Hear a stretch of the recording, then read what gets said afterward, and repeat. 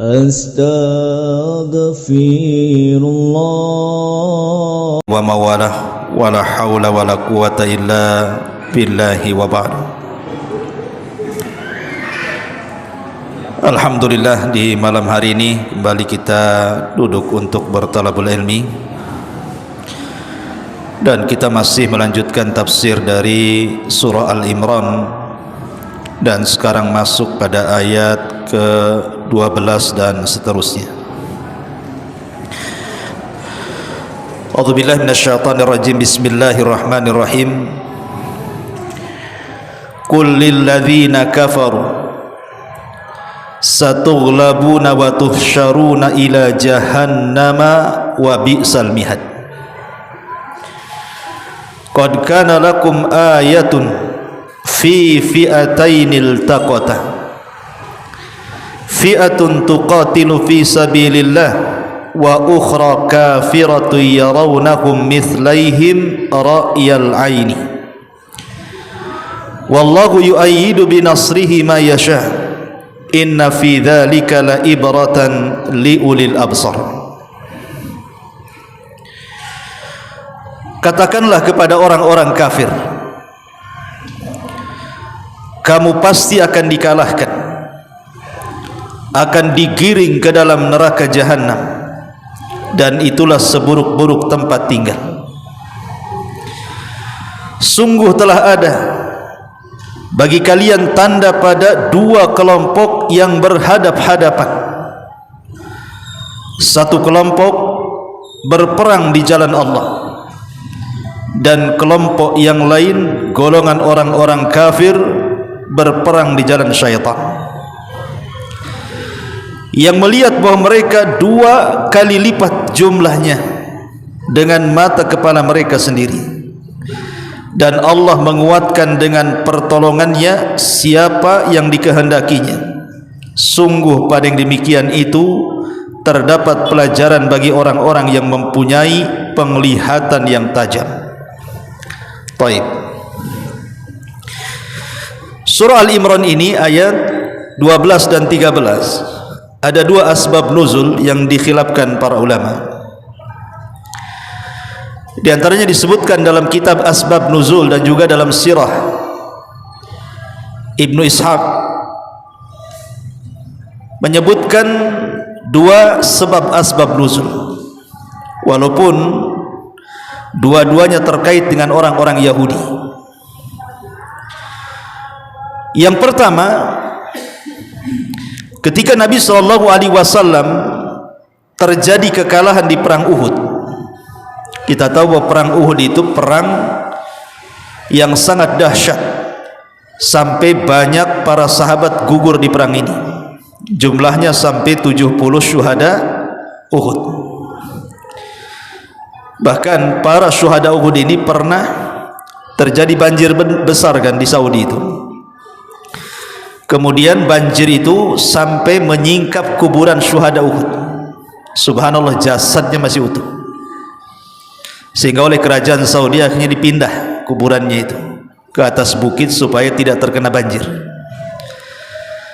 Sampai salah satu korban itu, salah satu syuhada namanya Hamzah, paman Nabi SAW itu, sampai saking utuhnya badannya itu nampak bekas jahitannya. Dan ini menunjukkan Allah menjaga jasad-jasadnya para sahabat Nabi SAW. Jadi perang Uhud ini perang kekalahan kaum muslimin. Betul-betul kaum muslimin kalah telak. Sampai-sampai Nabi SAW dihabarkan mati di perang ini ketika ada orang musyrik berhasil membunuh Mus'ab ibn Umar. Mus'ab ibn Umar. Beliau adalah salah seorang yang mirip wajahnya dengan Rasul. Jadi kalau pakai pakaian perang itu, Mus'ab bin Umar ini, itu persis perawakannya seperti Nabi, sehingga kalau bertempur itu tidak bisa dibedakan mana Nabi mana Mus'ab. Jadi ketika ada orang musyrik berhasil membunuh Mus'ab, dikiranya dia membunuh Nabi. Makanya berteriaklah bahwa Muhammad sudah gugur. Dari sinilah akhirnya kocar kacir, korat karit para sahabat, ada yang lari, ada yang tetap. sehingga di sini mengalami kekalahan. Ketika kaum muslimin kalah, akhirnya mereka pulang ke kota Madinah. Dan orang-orang Yahudi tahu bahwa orang-orang Islam kalah di perang Uhud, maknanya mereka lemah. Itu menurut pandangan orang-orang Yahudi. Berangkatlah Ka'ab ibn Ashraf, tokoh Yahudi ini, membawa 60 pasukan menuju Mekah, berjumpa dengan Abi Sufyan dan mengatakan, kami mendukung kalian untuk memerangi Muhammad. Begitulah orang-orang Yahudi juga ada yang munafik. Padahal orang-orang Yahudi itu kan sudah terikat perjanjian di Madinah dengan Nabi SAW yang disebut dengan Piagam Madinah. Mereka tidak boleh berkhianat di situ. Tapi karena melihat kekalahan kaum muslimin, disangkanya lemah, makanya Ka'ab ibn Ashraf jadi munafiknya Yahudi, datang dari Madinah ke Mekah mendukung penyerangan Abi Sufyan. Maka ketika Rasul mendengar bahwa tokoh Yahudi Ka'ab ibn Ashraf ini datang dengan 60 pasukan mendukung tentara orang-orang Quraisy yang ketika itu dipimpin Abi Sufyan, turun ayat ini. Qul, katakan ya Muhammad kepada mereka, lilladzina kafaru, kepada orang-orang kafir, maksudnya orang-orang Yahudi, satughlabun, kalian pasti dikalahkan. Wa tuhsyarun, bukan hanya dikalahkan, kalian akan digiring ila jahannam, ke dalam jahannam. Wa bi'sal masir, dan jahannamlah seburuk-buruk tempat. Turun ayat ini. Ini satu pendapat. Pendapat yang kedua, asbab nuzul ayat ini adalah ketika terjadi perang Badar. Perang Badar berbeda dengan perang Uhud, karena perang Badar menang. Dan perang Badar terjadi pada 17 Ramadan, dimenangkan kaum muslimin. Padahal ketika itu jumlah kaum muslimin hanya 300 orang saja, melawan 1000 kurang lebih orang-orang musyrik Arab. Dalam perang ini Rasul dan kaum muslimin berhasil mengalahkan tentara orang-orang musyrik di Badar. Bahkan sebelum peperangan, Rasul sudah menunjukkan mukjizatnya. Jadi tokoh-tokoh Quraisy yang akan mati di perang Badar itu ditunjukkan tempat kematiannya. Abu Jahal mati sebelah sini katanya, Umayyah sebelah sini matinya, nih Walid sebelah sini, Utbah sebelah sini. Disebutkan oleh Rasul tempat-tempat matinya, padahal belum terjadi perang. Dan ini mukjizat dari Allah Subhanahu wa taala untuk nabinya. Ketika betul-betul terjadi perang, memang betul Abu Jahal di situ matinya, persis seperti yang ditunjukkan Nabi. Umayyah sebelah sini, Al-Walid sebelah sini, Utbah sebelah sini, dan tokoh-tokoh Quraisy meninggal persis dengan isyarat tangan Nabi SAW. Dan ini kemenangan besar, karena ini perang perdana. Perang Badar Kubra ini perang perdana yang dilalui Nabi SAW, sampai diabadikan dalam Al-Quran, idza jaa nasrullahi wal fath. Ketika datang pertolongan Allah di Badar dan juga pembebasan kota Mekah, dua-duanya terjadi bulan Ramadan. Lah ketika terjadi peperangan ini, menanglah kaum muslimin, pulang ke Madinah. Diejek sama orang-orang Yahudi. Orang-orang Yahudi ngejek Nabi SAW dan pasukannya dan mengatakan, iyalah kalian menang. Oh, yang dihadapi orang-orang musyrik yang nggak bisa perang katanya.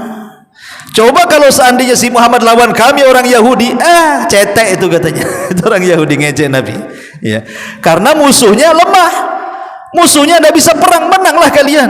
Coba yang dilawan kami katanya, orang-orang Yahudi, tentu kalian tidak bisa melawan kami katanya. Makanya Allah turunkan ayat Qul, katakan ya Muhammad, lilladzina kafar, kepada orang-orang kafir Yahudi itu, satughlabun, sebagaimana kami menang di Badar, kalian pun akan dikalahkan. Bahkan bukan hanya dikalahkan, wa tuhsyarun, kalian akan digiring ila jahannam, ke dalam jahannam, wa bi'sal mihad, dan jahannam seburuk-buruk tempat kepada kalian. Tapi walaupun demikian ikhwatu fiddin, saya akan berikan faedah sedikit tentang Quran. Memang di sini asbab nuzulnya bicara tentang orang Yahudi. Tetapi namanya Al-Quran itu al-ibratu bi umumil lafzi la bi khususis sabab. Quran itu dia diambil pelajaran bukan karena sebabnya turunnya ayat itu, tidak, tapi karena keumuman lafaz. Walaupun sebab ini turun kepada orang-orang Yahudi, bukan berarti kemudian kemenangan kaum muslimin kepada orang-orang kafir itu hanya terjadi di zaman Nabi saja. Tidak. Bahkan kemenangan kaum muslimin itu akan terus terjadi dan terjadi. Karena Quran itu bukan bicara tentang khususnya sebab turun, tapi bicara tentang umumnya lafaz. Karena Quran itu bukan kitab sejarah yang berlaku di zaman Nabi. Salah ya, Quran itu bukan, walaupun dalam Quran itu banyak sejarah disebutkan, tapi Quran itu bukan kitab sejarah, tapi Quran itu kitab petunjuk, sehingga pelajarannya akan diambil oleh kita sampai hari ini, bahkan sampai kiamat dibangkitkan. Lalu apa fungsinya ketika kita membaca Quran dan mempelajari Quran ini? Kita perlu tahu asbab nuzul itu. Kenapa kalau kita bicara Quran itu kita perlu tahu, oh ini asbab nuzulnya ini asbab nuzulnya itu. Begini ikhwan, supaya antum bisa membedakan mana perkara-perkara khusus bagi Nabi yang tidak bisa kita tiru, mana perkara-perkara umum bagi Nabi yang bisa kita tiru. Contoh, dalam surat Al-Ahzab, ketika Nabi SAW dan para sahabatnya menggali parit, karena musuh yang dihadapi kan kuat tuh. Sementara kaum muslimin dikepung oleh kelompok-kelompok dari mana-mana, dari orang kafir Quraisy, dari orang Yahudinya, dari munafiknya, macam-macam. Rasul dikepung di Madinah. Akhirnya kemudian Nabi SAW meminta saran kepada para sahabat, bagaimana menghadapi musuh. Berdirilah Salman Al-Farisi dan mengatakan, Rasul, kami ini orang Persia, kalau menghadapi suasana seperti ini biasanya kami buat parit. Maka Rasul pun setuju dengan sarannya siapa? Salman Al-Farisi. Dibuatlah parit. Lah ketika itu terjadi pemboikotan kan, Rasul kan di dalam Madinah, di luar Madinah dikepung musuh, sehingga pasokan makanan sulit didapat. Akhirnya banyak kelaparan. Lah ketika itu para sahabat saking laparnya, mereka meletakkan batu di perut kemudian diikat. Ya, para sahabat itu meletakkan satu batu di perut diikat. Begitu caranya orang dulu menghilangkan rasa lapar. Tetapi Nabi SAW rupanya jauh lebih lapar dibandingkan para sahabatnya. Kenapa? Karena bukan satu batu yang diikat di perut Nabi, dua batu. Disitulah turun ayat, laqad kana lakum fi rasulillahi uswatun hasanah. Sungguh ada pada jati diri Nabi SAW itu suri teladan yang baik. Ayat ini turun masalah batu. Ingat ya, tentang ayat sungguh telah ada pada jati diri Rasul itu uswah yang baik itu, ini bicara batu sebenarnya. Ayat ini bicara soal batu yang dililitkan di perut. Kalau memang ayat ini hanya berlaku kepada asbab nuzulnya, berarti hanya berlaku ketika saat kelaparan kemudian mengambil batu dililitkan di perut. Apa itu yang dicontohkan? Bukan. Makanya perlunya kita tahu tentang asbab nuzul, bahwa Quran itu al-ibratu bi umumil lafzi. Quran itu diambil dari umumnya lafaz, bukan dari khususnya sebab. Khususnya sebab bicara batu, tapi umumnya lafaz namanya Rasul itu wajib diikuti. Karena ada pada diri Nabi itu sauri toladan yang indah, yang baik. Semua harus mengikuti Nabi. Sebab kalau seandainya kemudian difokuskan kepada asbab nuzulnya ayat itu, kan itu cerita batu saja. Lalu apa yang bisa ditiru dari persoalan batu? Dari sini harus paham tentang, itulah kenapa kita harus tahu asbab nuzul ayat per ayat dalam Quran, supaya kita tahu mana yang ditiru, mana yang tidak ditiru, mana yang khusus bagi Nabi, mana yang tidak khusus bagi Nabi. Yang khusus bagi Nabi tidak bisa ditiru. Seperti puasa wisol. Puasa wisol itu puasa terus-terusan tuh, sahurnya dengan bukanya sama. Jadi satu kali aja makan itu, di situ buka, di situ sahur. Itu namanya wisol tuh. Sahabat mau ngikut Nabi, cara Nabi, buka dengan sahurnya sama. Nggak tahan, banyak yang pingsan. Kata Rasul, kalian ngapain ikut-ikut saya? Kata, saya ini dikasih makan Allah, dikasih minum Allah, diberi kekuatan Allah. Kalian siapa yang ngasih makan dan minum? Berhenti kalian, jangan ikut-ikut saya. Berarti walaupun puasa wisol dikerjakan Rasul, tapi tidak bisa kita ikuti, karena itu khususnya Nabi. Bisa dipahami ya? Lain kalau seandainya perkara-perkara yang bukan kekhususan Nabi. Contoh umpamanya, Rasul pernah makan dengan Anas bin Malik, makan bareng dengan Anas bin Malik radhiyallahu anhu. Rasul itu sayuran yang paling disukai Nabi apa? Duba, labu. Antum kalau suka labu, itulah makanan kesukaan Nabi itu. Rasul itu suka labu. Jadi Anas bin Malik memperhatikan, kok Rasul suka labu. Maka Anas bin Malik radhiyallahu anhu akhirnya sejak itu dia suka labu. Kenapa? Karena Rasul suka labu.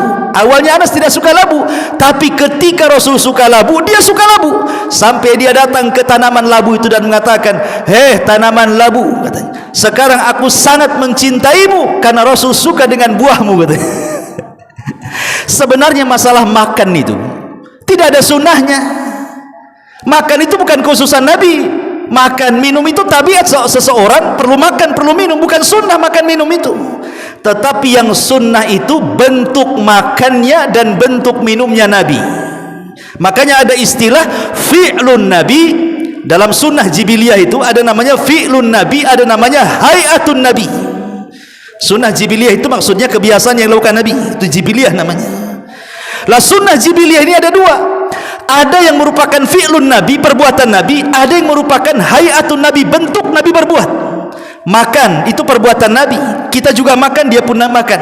Kalau kita makan tidak ada sunnah. Tapi kalau kita mencontoh makannya Nabi, mencontoh minumnya Nabi, itu di sunnahnya di situ. Bukan zat makan minumnya. Bisa dipahami di sini ya?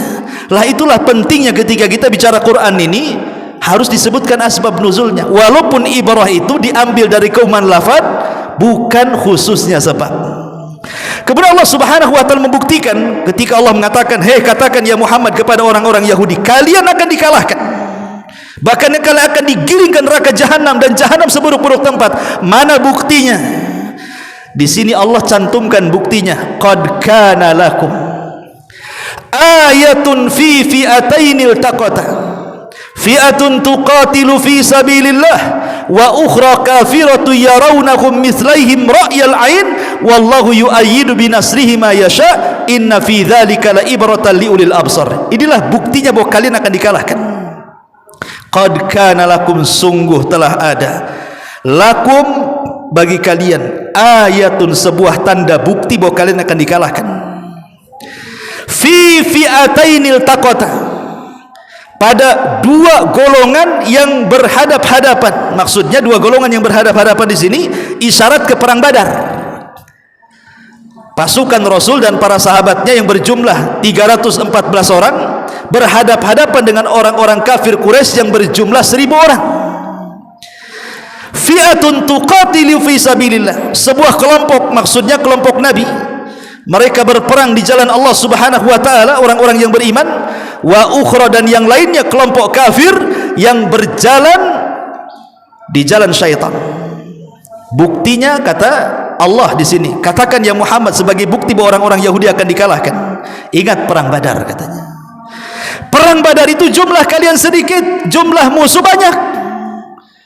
Yang satu berperang di jalan Allah, yang satu pula berjalan di jalan setan. Apa yang terjadi? Yarawnahum mislaihim ra'yal ain, yang melihat bahwa mereka dua kali lipat mereka melihat dengan kedua mata mereka. Maksudnya begini, coba perhatikan orang-orang Yahudi, seolah-olah ingin mengatakan kepada Rasul, katakan orang Yahudi, suruh pandang saat engkau berperang bersama orang-orang musyrik itu. Jumlah kalian tidak banyak, jumlah orang-orang musyrik itu banyak, tetapi mereka bisa dikalahkan dengan izin Allah. Apa mereka tidak melihat? Kalau itu terjadi, jumlah kami sedikit, jumlah mereka banyak, kami bisa kalahkan, apalagi kalian. Nah gitu maksudnya, enteng mengalahkan kalian. Seolah-olah Allah ingin katakan seperti itu. Orang musyrik saja jumlahnya lebih banyak, 2 kali lipat, bisa dikalahkan, apalagi kalian. Wallahu yu'ayyidu binasrihi ma yasha, dan Allah menguatkan dengan pertolongannya siapapun yang dikehendakinya. Inna fi dzalika la ibratan liulil absar, sungguh pada yang demikian itu terdapat pelajaran bagi orang-orang yang memiliki penglihatan mata hati yang tajam. Dan terbukti ayat ini membuktikan kekalahan orang-orang Yahudi. Di 4 peperangan melawan orang Yahudi, semua kalah orang Yahudi itu. Rasul itu ketika melawan orang Yahudi dalam peperangan berapa kali? 4 kali. Pertama perang Bani Quraiqah, kalah Yahudi. Kemudian terjadi peperangan lagi Bani Nadir, kalah lagi. Kemudian terjadi peperangan di Bani Quraidah, kalah lagi. Dan terakhir Rasul melawan orang Yahudi di Khaybar. Dan Allah menangkan dalam perang Khaybar. Bukti bahwa Allah katakan apa? Qul lil ladzina kafaru satughlabun. Katakan kepada orang-orang Yahudi, kalian akan dikalahkan. Dan sudah dibuktikan dalam sejarah. 4 kali peperangan besar di zaman Rasul melawan orang-orang Yahudi, semua dikalahkan. Dari sini menunjukkan ini adalah bisyarah, kabar gembira, bahwa ayat ini secara umum pasti kita bisa mengalahkan orang-orang kafir, baik secara kekuatan ataupun secara jumlah. Tetapi itu dikembalikan biiznillah, karena izin Allah subhanahu wa ta'ala. Wallahu a'lam bishawab. Inilah diantara catatan dari surah Al-Imran ayat 12 dan 13. Subhanaka bihamdika asyhadu an la ilaha illa anta astaghfiruka wa atubu ilaik.